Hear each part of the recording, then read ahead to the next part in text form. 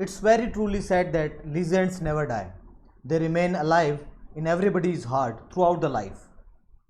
A legacy that inspired the whole nation to never give up and chase the dreams has lost the race of his life on 18th of June 2021 due to post-COVID complications.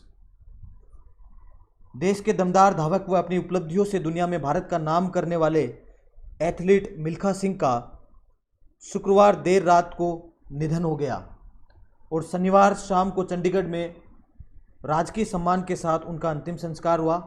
Punjab के मुख्यमंत्री captain Amarinder Singh ने उनके निधन के ऊपर पंजाब के अंदर एक दिन का राजकीय शोक व अवकाश रखा।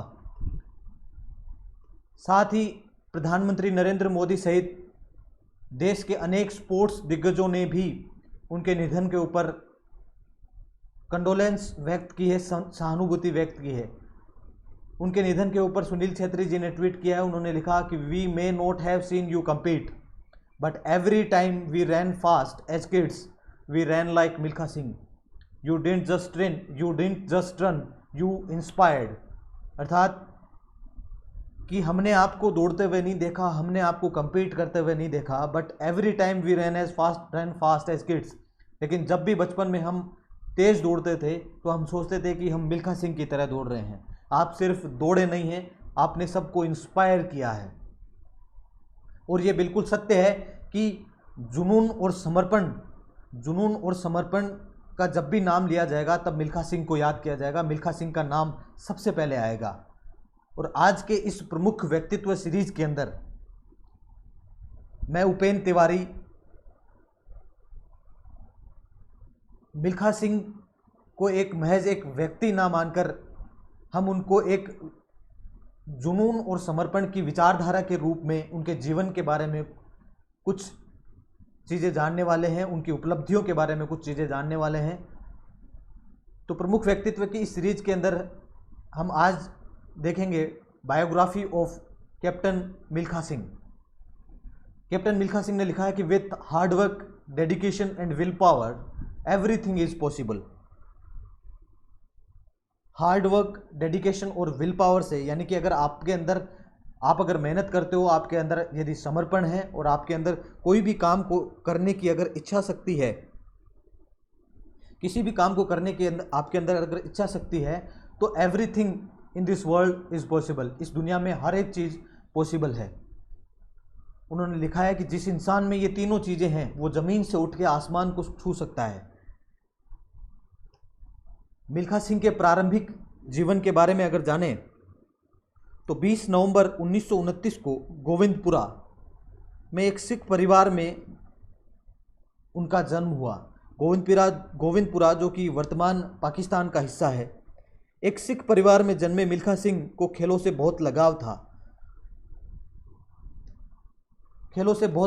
विभाजन के बाद इंडिया और पाकिस्तान के अंदर जब दंगे हो रहे थे तब उन्होंने अपने माँ बाप को इंडिया पाकिस्तान पार्टीशन राइट्स के अंदर, इंडिया पाकिस्तान दंगों के अंदर 1946 के अंदर उन्होंने अपने माँ बाप को खो दिया। और उसके बाद वो ट्रेन में बैठकर भारत आ गए। भारत आने के बाद कुछ समय उन्होंने रेफ्यूजी कैंप्स में शरणार्थी की तरह जीवन बिताया। और उसके बाद कुछ समय उन्होंने कच्ची बस्तियों के अंदर भी बिताया। जुनून और समर्पण ऐसा कि कोई भी फाइनेंशियल और इमोशनल सपोर्ट नहीं होने के बावजूद भी उन्होंने अपने मन के अंदर एक इच्छा शक्ति जागृत की, उन्होंने अपने जीवन के अंदर कुछ करने की ठानी। इसके बाद वो भारतीय सेना के अंदर शामिल हो गए और सेना में रहते हुए ही उन्होंने अपने कौशल को और निखारा। एक क्रॉस कंट्री दौड़ में 400 से अधिक सैनिकों के साथ दौड़ने के बाद छठे स्थान पर आने वाले मिल्खा सिंह को आगे की ट्रेनिंग के लिए चुना गया, जिसने उनके प्रभावशाली करियर की नींव रखी। फिर 1956 में जब मेलबर्न ओलंपिक्स हुए तो ये मिल्खा सिंह के जीवन का पहला अंतर्राष्ट्रीय टूर था।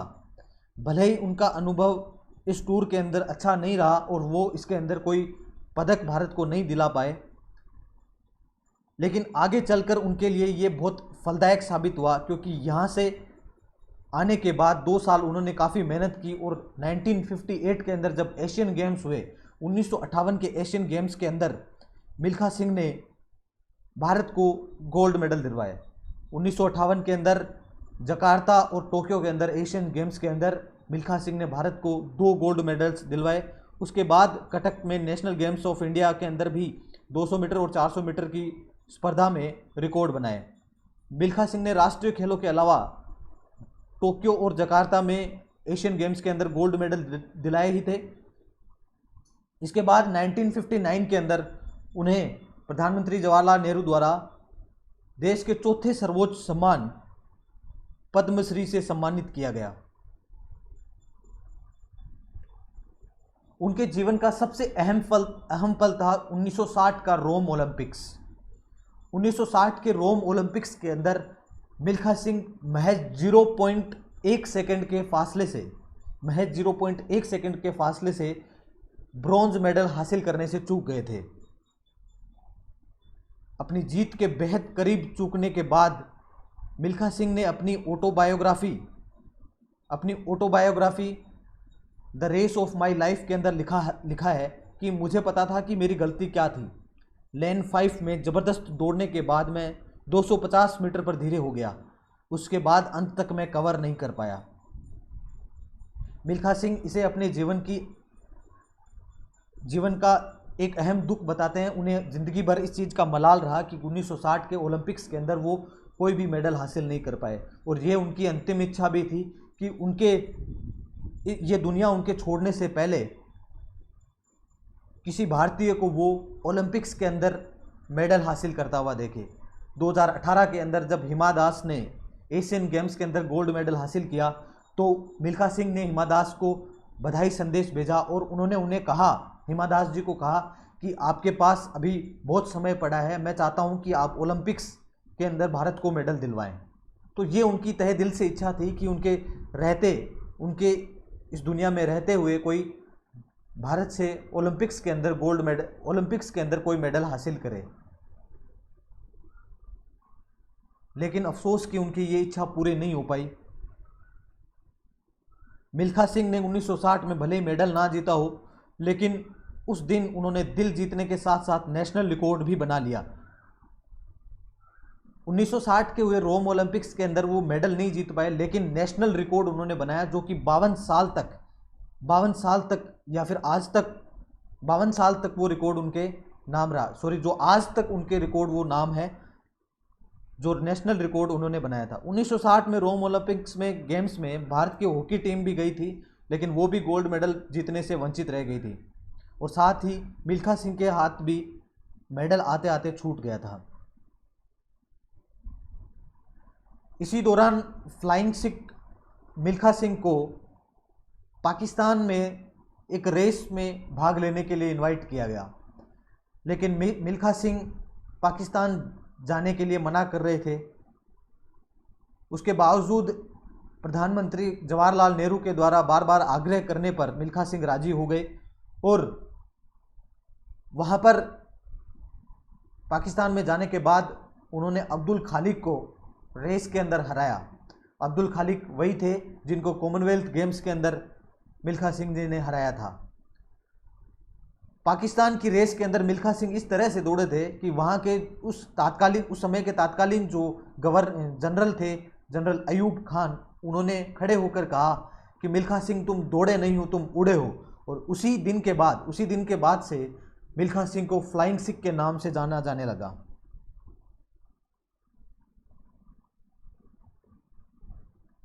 ये मिल्खा सिंह के अवार्ड्स और अचीवमेंट्स हैं। 1956 के अंदर पहली बार मिल्खा सिंह ने मेलबोर्न ऑस्ट्रेलिया के अंदर ओलंपिक्स में भाग लिया था, जहां पर वो अपने पहले अंतर्राष्ट्रीय खेल के अंदर मेडल हासिल करने में नाकाम रहे। उसके बाद उन्होंने लगातार मेहनत करने के बाद 1958 के अंदर हुए टोक्यो और जकार्ता के अंदर एशियन गेम्स के अंदर उन्होंने गोल्ड मेडल हासिल किए।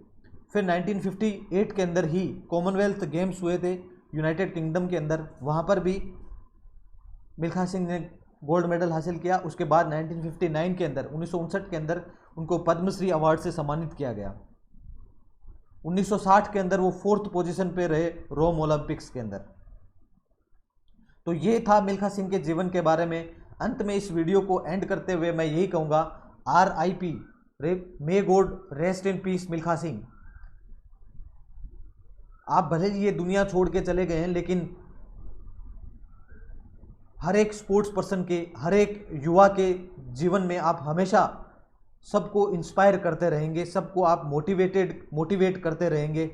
You will never be forgotten throughout our life. So thank you very much. अगर आपको ये वीडियो पसंद आया है, ये सारी चीज़ें अगर ये वीडियो आपको पसंद आया तो प्लीज़ वीडियो को लाइक कीजिए और कमेंट सेक्शन में मिल्खा सिंह जी को श्रद्धांजलि अवश्य देवें। धन्यवाद।